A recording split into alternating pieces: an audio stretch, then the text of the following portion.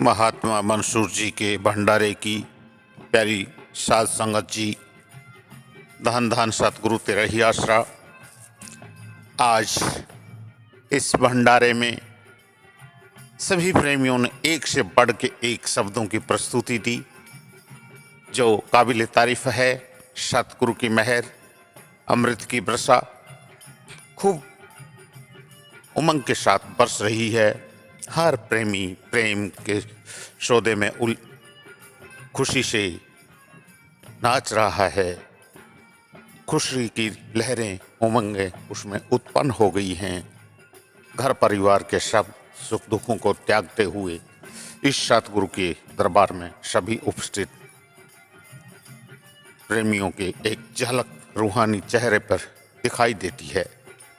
उसी श्रृंखला को आगे बढ़ाते हुए हमारे धाम के पुराने प्रेमी परम संत सोमस्ताना जी के शिष्य श्रीमान इंद्र जी, नजफगढ़, दिल्ली, आज हमारे पास शरीर रूप में नहीं हैं, लेकिन उनकी वो यादें, उनका वो अंदाज आज भी हर प्रेमी को याद है। और उस दिलों की धड़कन प्रेमी को कभी भूल नहीं सकते। उसी परिवार से एक नन्ही सी बालिका अपूर्वा अब आपके सामने एक शब्द की प्रस्तुति देने जा रही हैं। उस शब्द को पूरी साध संगत, हर छोटा बड़ा प्रेमी बहुत ही ध्यान से सुने और अनुशासन के साथ उस गुड़िया का, इस जापानी गुड़िया का हौसला बढ़ाए। धन धन सतगुरु जी तेरा ही आसरा।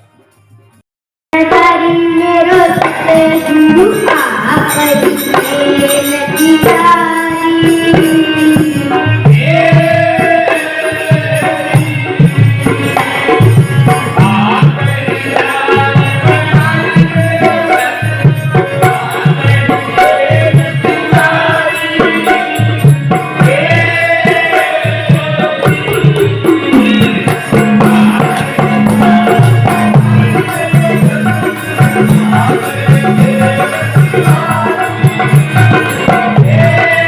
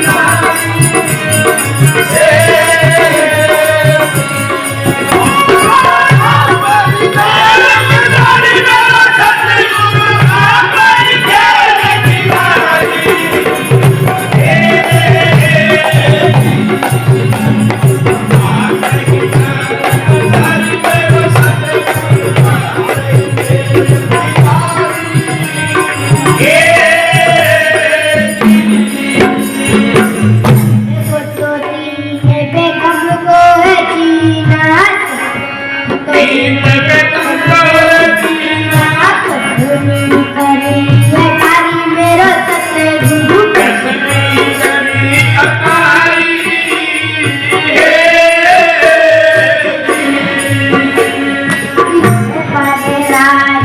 हो जा मेरो सतगुरु जिस पे राजी हो जा मेरो सतगुरु तो दुनिया तुम्हारी मेरो सतगुरु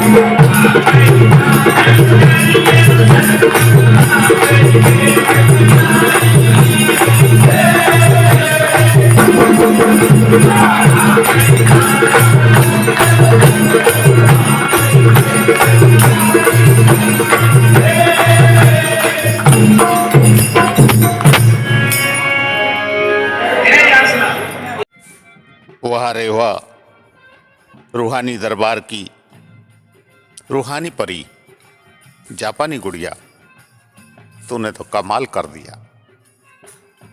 हर प्रेमी, छोटे बड़े बूढ़े, हर प्रेमी को निहाल कर दिया। आपने जो कबीर साहब की बाणी गाई, आप पे दारमदारी मेरे सतगुरु, आप पे खेल खिला। यह बाणी पुराने सत्संग के जो हम कैसेट उठा के देखें, पुरानी सत्संगों की रिकॉर्डिंग देखें, तो जो हर प्रेमी देखेगा तो ये वाणी प्रेमी इंद्र जी प्राय गाया करते थे। उसी वाणी को इस मासूम गुड़िया ने इतना गजब गाया है जिसके तारीफ के लिए हमारे पास कोई शब्द नहीं है। और इतने बड़े स्टेज पर इतनी छोटी उम्र की गुड़िया का गाना आसान काम नहीं है। बड़े बड़ों के पसीना आता है जब स्टेज पे गाते हैं। तो गुड़िया ने वाणी को गाया तक नहीं है, गाते समय इसके चेहरे पे मुस्कान, हंसते हंसते गाना, और हंसते हंसते गाने के साथ ही इस गुड़िया ने अपना कमाल का नृत्य, डांस, नाच नाच के साथ गुरु की खुशी में इतना रंग भर दिया जिसकी कल्पना मुश्किल है। ऐसा संभव नहीं हो सकता, परंतु ऐसा क्यों हुआ? क्योंकि सतगुरु इस गुड़िया के अंदर प्रकट हो गए।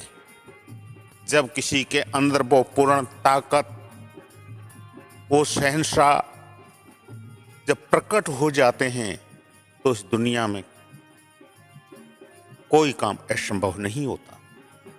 और इस वाणी में भी यही कहा गया है। इस दुनिया में हर इंसान सोचता है कि ये मैं कर रहा हूँ, ये मेरे से ही संभव होता है, मेरे बिना कुछ नहीं हो सकता। लेकिन ऐसा नहीं है। ये जो सृष्टि की रचना है, इस 84 लाख योनियों में सबका लालन पालन, सबके लिए व्यवस्थाएं, सबके लिए सब कुछ उस सतगुरु का ही खेल है। इंसान कुछ नहीं कर सकता। उसने कितनी सुंदर सृष्टि की रचना की है। हर जीव को हर सुविधाएं जो हमने प्राकृतिक रूप से प्रकट की हैं,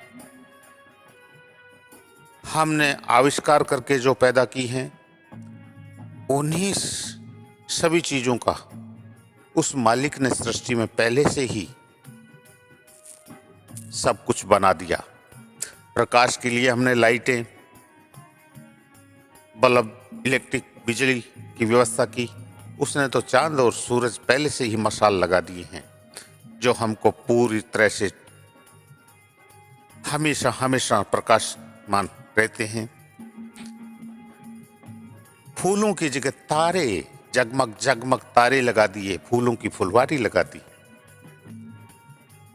हर जीव जो भी यहाँ आया है उसका लालन पालन भी सतगुरु अपने आप करते हैं।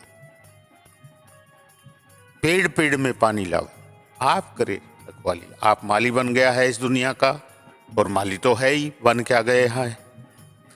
तो माली बन के हर जीव का सुख दुख सबका ध्यान सतगुरु अपने आप करता है। हमें इस दुनिया में रूहानियत मार्ग, उस अनामी देश से हम आए, हमको भी उस मालिक के एक एक चीज को भूलना नहीं चाहिए। और ये मनुष्य जन्म हमको जो मिला है, तो राम नाम की चौपट जो लगा दी है, जिसने राम नाम कर लिया वो तो जीत घर चला गया। और जिसने राम नाम का पल्ला पकड़ दिया वो तो सब कुछ सारदृष्टि से माला माल है। बाकी पूरी दुनिया जो इस नाम से दूर है वह तो भिखारी बनी हुई है, दर दर की ठोकरें खाती है। काल उनकी चमड़ी जरूर उतरेगा। तो कबीर साहब ने स्पष्ट रूप से कह दिया है कि राम नाम का इस घोड़े पे सवार होके अपने निज धाम पहुंचो। मैं पुनः इस गुड़िया को कोटि कोटि धन्यवाद देता हूं। ये बड़ी होके एक बहुत और अपना हर क्षेत्र में अपना नाम कमाए, और सतगुरु की मेहर इस पे बनी रहे। धन धन सतगुरु जी तेरा ही आश्रय।